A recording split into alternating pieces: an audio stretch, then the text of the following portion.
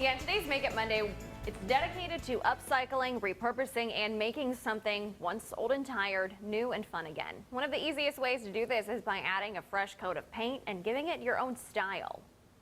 This mirror is part of an old bedroom set, so instead of letting it end up in the dumpster, we took it and thought, hey, let's give it new life. So we try to do as much as we can to reuse and repurpose the old pieces and keep it going. Kim Avery owns the venue in Greenville. She says this mirror is a great piece to upcycle, so she's showing us the way. Here's what you'll need: a piece of furniture, your choice of paint, brushes, and sandpaper. If you choose to redo a mirror, you may want to take the mirror out of the frame. For this demonstration though, we're going to leave it in. The paint we're using is a chalk and clay base. It's called Junk Gypsy paint. The color is buttermilk biscuit. Now with this type of paint, there's no reason to prime or pre-treat. All you have to do is clean off the wood and start painting.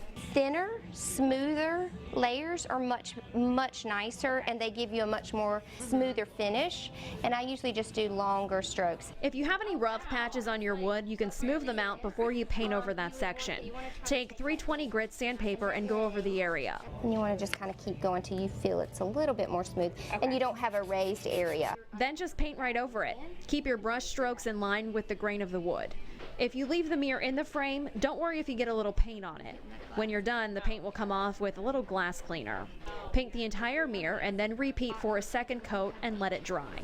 It just changes the whole look of the piece when you add color. This piece will keep changing too as we get ready for part 2 of this project. So in next week's Make It Monday, we're showing you the process of distressing this same piece. You don't want to miss this 2-part series as we show off the final creation. That's your Make It for this Monday. For other Make It ideas any day of the week, follow me on Pinterest, Facebook, Twitter, or Snapchat by searching Maria WNCT. You can also check out some behind-the-scenes pictures and videos.